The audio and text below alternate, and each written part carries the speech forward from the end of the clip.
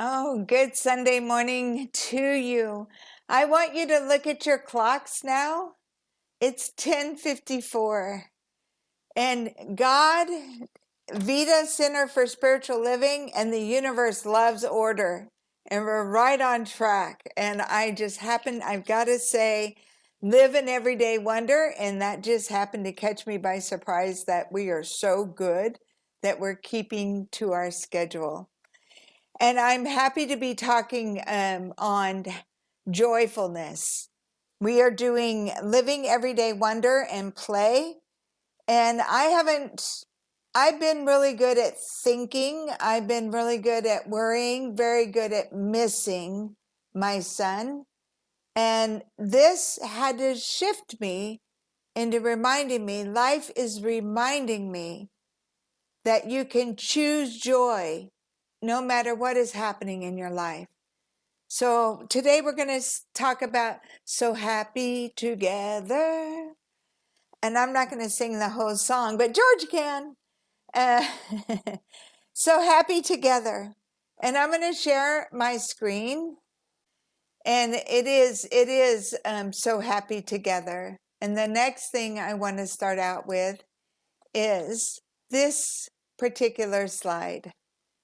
And it says, if we feel, then that we are simple onlookers and not participants in the game of life, we should rediscover the youthful spirit of that childlike joy, which gives us the energy, happiness, security, and faith we had as children.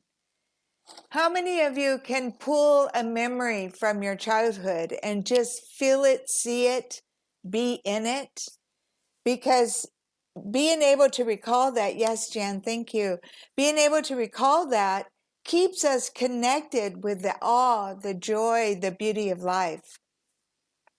And what I love about my memories, that if I let them go unmonitored, I can sometimes let worry, doubt, and fear take over and bring up the sad ones. And I have to take a deep breath and say, I now choose. And like what Gary did in the meditation, I saw myself on the playground on that thing that my friends were spinning me round and round, and then being pushed on the swing and then going down the slide. How did I have access to that? By Gary's simple invitation to recall with me a time in your childhood and where there was joy, where there was happiness. And it brought it back to me just like that. And I love that is the power of the mind, the power of choice. Living in everyday joy and awe and wonder is what I have to reach for in the morning to get out of bed. And, those skills are there for a reason. I've said this before, that everybody wants life to be like this. Just let me sit in meditation. Just let the day go by. No hiccups, no drama, no nothing. Just, and that's good for 20 minutes at a time. But in life, a flat line is called flatlining. So we want to be able to, hey, this is fun, and live and achieve wonders in our life, and then play off of those wonders and then create a new one. And that up and down motion is what's known as a heartbeat. And that, my friends, is evidence that we're alive, we're at choice, and that we can choose happiness. I want to bring up some things that I read. 4 to 8-year-old kids think when they were asked, what does joy, play, love mean to you? And I'm going to read to you a few of them that I thought were pretty amazing. And one kid who said, she's 8 years old, when my grandmother got arthritis, she couldn't bend over and paint her toenails anymore. So my grandfather does it for her all the time, even though he has arthritis in his hands. It's an 8-year-old. When someone loves you, the way they say your name is different. You just know that your name is safe in their mouth. That's from a 4-year-old. Love is what makes you smile when you're tired. Another one. Love is what's in the room with you at Christmas when you stop opening presents and just listen. This one's really amazing. This came from a 6-year-old. If you want to learn to love better, you should start with a friend that you hate. And what I think is amazing to that, it's a friend that you hate. So you've got a little distance there, but there was love there at one time. Love is always the beginning. So this one I love, love, love. I'm going to read a couple of more and then I'll go on to something else. But during my piano recital, I was on stage and I was scared. I looked at all the people watching me and saw my dad waving and smiling. He was only one out in the audience doing that, and I wasn't scared anymore. And that was from a little girl, 8 years old. And it says, you really shouldn't say I love you unless you mean it. But if you mean it, you should say it a lot because people forget. Another 8-year-old. And the last one that I would like to share is from a 4-year-old child that the next door neighbor was an elderly person who had lost their spouse. And upon seeing this little 4-year-old went next door to the gentleman, climbed up on his lap, and just sat there. When the mother asked what he had said to the neighbor, the little boy said, nothing. I just sat there and helped him cry. How amazing is this? That these are out of the mouths of kids, little bitty children that love life, that haven't been jaded yet by life, which is important to remember, and are just out there saying what's from the heart and saying it with love. And oh, that's my son, you guys, right there. I'm just going to stop sharing. But stay childlike. You know, I miss my son so much, and it's amazing that the memories are coming back from every stage of his life. And I can see and feel myself holding him as a baby. But growing older is inevitable. Growing old is optional. So the present moment can never provide more for you than you're able to embody. That's Ernest Holmes. So when you're able to just breathe in joy, make joy a priority, you can't hold joy and hate in the same moment. So when you give life to something, that prioritizes it and the other diminishes.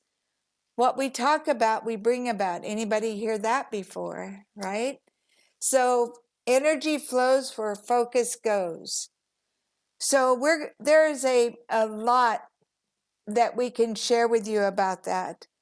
I personally have been reminded of the physiology that we must be in order to invite the emotion we want to create. So if we're laying down and we're not feeling like getting out of bed, that laying down supports us being tired, lazy, or sad. If we sit up, we have a different view, we have a different physiology. If we stand up, we have a whole different view. And if we take action that pumps oxygen to the brain, it makes it easier for us to shift our emotions. But the physiology has to come first. Sit up straight, be strong, and then know that as you walk, as you talk, so shall you live. So choose the stronger emotion, choose the stronger physiology. It helps you change your focus. It helps you change your language. The words you use to describe your life become your life. And then the meaning you give the whole thing is what solidifies it all. So I know that in Science of Mind, it teaches that God creates everything, but it is never absorbed by its creation. So in God creating everything, and we are individualized expressions of the one power, the one presence, and one love, God is the only thing in town, we are also co-creating. and to be mindful not to be absorbed by what we're experiencing, knowing that everything we think, everything we feel, individually and collectively, has come to pass. To try and stay in a memory that doesn't serve you will cause pain. To stay flexible, to stay in the option and the power of choosing, will allow you to stay childlike, because it's in the choice that gives us the power. It is in the choice that gives us, yes, it is hard to live with the loss of a loved one, to live with the loss of a child, a spouse, a job, a health, any of that. But at every point that you choose joy, you're choosing an up-leveling not only for yourself, but everybody you love and interact with. You become an example of possibility, of what if we stood up and together we know that we can choose joy. That I may not have everything that I used to have, but I still have what I got. And by the breath of God, I'm still here. And I also believe, which helps me in this, that we came from some place going somewhere, that we were born in the image and likeness, and that breath animated our bodies, and that breath leaves our bodies, but we are the breath. God is breathing us, that is more real than anything else. And I can't see all of you, but by a show of hands, who saw Avatar, the movie with the blue people, the tree people? In this movie, this man could go into a meditation and go to an alternate reality of the tree people. They were very connected with nature. And he was learning the skills of having to live in harmony with nature. And one of the things that he had to develop was not just to ride the horse, to be connected with the horse. So it wasn't just being on something, it was being on a journey with something. And then the next step was to get his flying dragon. I forgot what they called it in the movie. But the flying dragon, this friend of his, these people took him up a cliff to where he could pick this flying dragon. And he asked, how will I know which one to pick? And they laughed and they said, you'll know because it'll try and kill you. So what tries to make you grow may feel like it's trying to take you out. But what it's doing is connect with me. Face your fear, do it anyway, and let's fly. So the choice is the joy and the excitement of not letting the fear stop you, but the childlike wonder that I can do this continue to help you grow and experience life. If you haven't seen the movie, I would recommend that you do that, because that was a powerful point in that movie, that how will I know if it's mine? You'll know because it's trying to kill you. How many of you have ever been stopped by fear, or in a relationship, or you felt like, God, this is too much to handle? You can walk away, but how can you separate yourself from God, from love? It's better just to complete it in whatever form that might take, and then to choose joy anyway. I know it makes sense because I'm talking to a very intellectual crowd that is very heart-centered. So the next slide that you're going to see in your mind is the person who is always glad will surround themselves with people who are happy. And life will continue with enjoyment. And that is Ernest Holmes' creative mind. Now, again, everything is not just going to be one color, one emotion, one way of happening. There's going to be multiple ups and downs in life. But in all of it, even if it's hard, isn't it great that I am building such good muscles, that I am faced with this, knowing I can come through this and more, knowing that I can take what I learn and share with people when they need that holding hand too? Isn't that exciting? that we can truly be practitioners of science of mind by joining together and walking this path together with courage, strength, love, and joy. Another one, at the height of laughter in the universe, at the height of laughter in the universe, that we are, there's a kaleidoscope of possibilities that come up, and that's Jean Houston. And in that kaleidoscope of possibilities, there is also a spectrum from power versus force. Do you guys remember the books Power versus Force? He starts out with high vibrational energy, and then the middle of it is courage. And underneath courage is low vibrational energy. And those energies are enlightenment, peace, joy, love, passion, acceptance, and willingness. Those are the emotions that give you the highest vibration. They give you the highest vibration. When you are sick in your body, that's mean something is trapped in your body. It's not circulating. And these are the emotions that can trap your body. And those are pride. Pride comes before the fall. Anybody heard that before? Pride, anger, desire, fear, grief, apathy, guilt, and shame. So one way that people connect with themselves is through the lower vibrations because they're easier. Gravity already pulls you down. Courage is in the middle of those emotions and those feelings because it takes courage to reach up, to go above what you're feeling and choose a higher vibrational thought. Does that make sense so far? We just earned David $1. So God, like I said, God is always creating, but never absorbed by its creation. We are always creating. Do not get absorbed by whatever we're creating and the meaning we give it. If there was another way I could look at this, how would I see that? What would it be different? In my grief counseling, they ask us to take 1%, just 1% of ownership in any situation we're struggling with, to forgive or to let go of, just 1%. Because in that 1%, you go from being a victim to a person of choice. And with that choice, you can find joy. You can find life again. It's within you, seeking to express in and through you.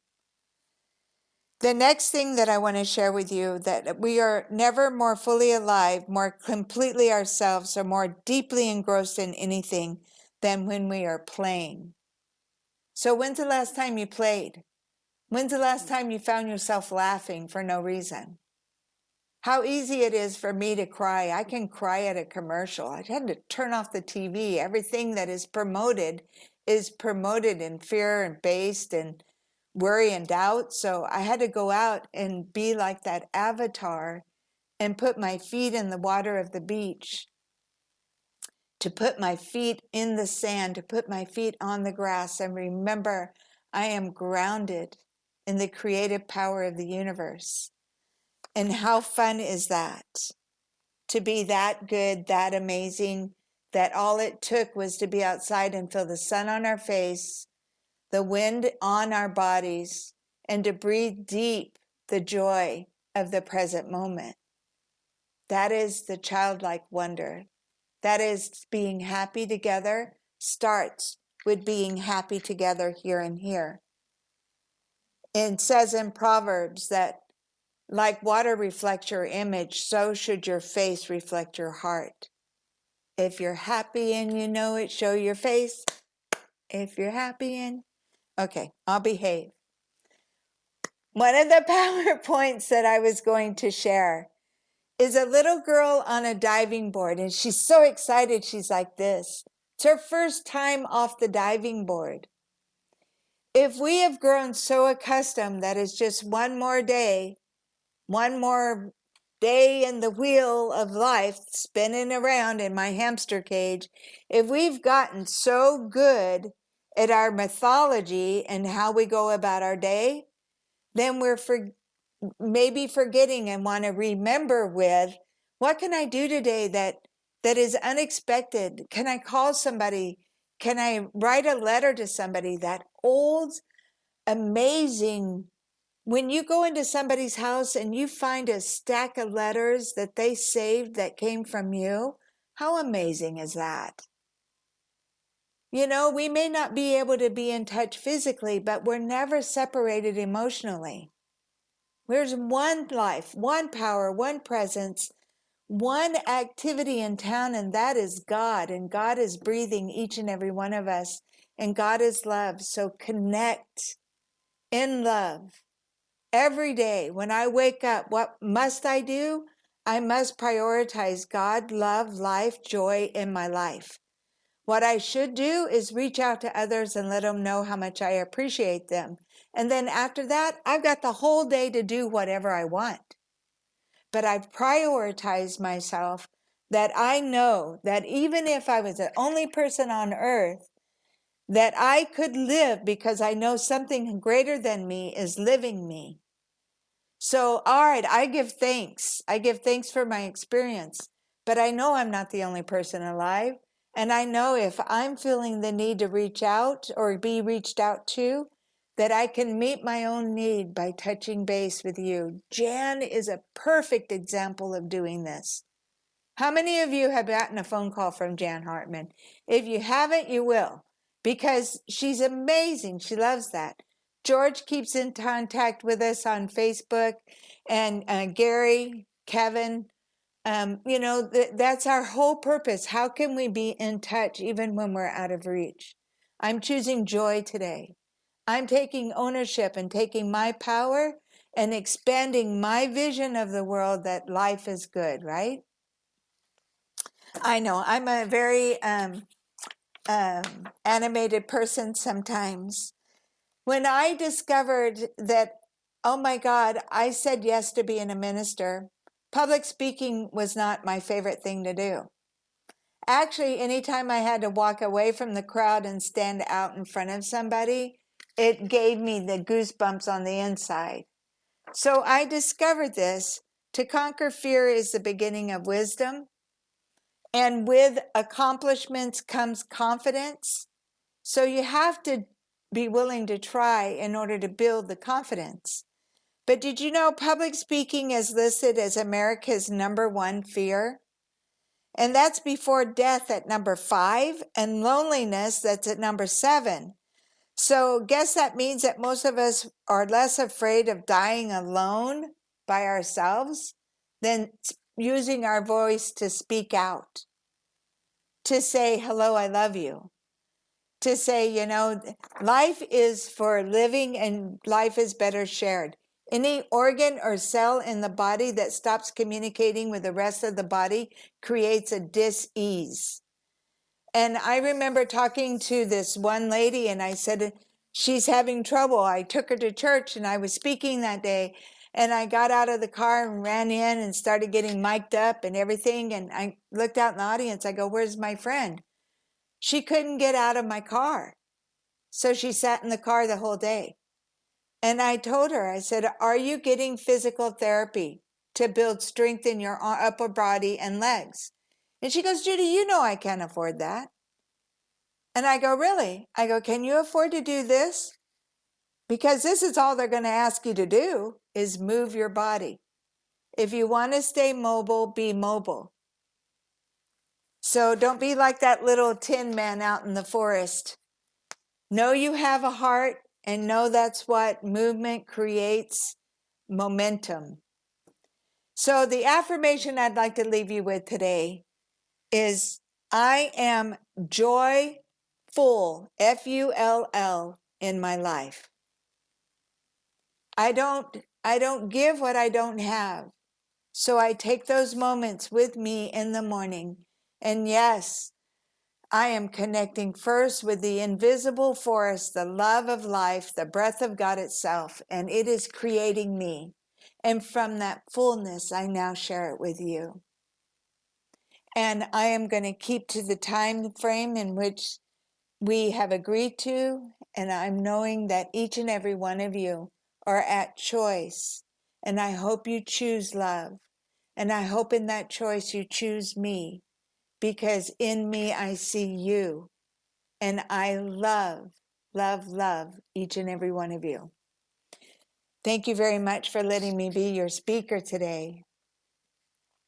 I am grateful. I am thankful. I like it. I love it. I want some more of it.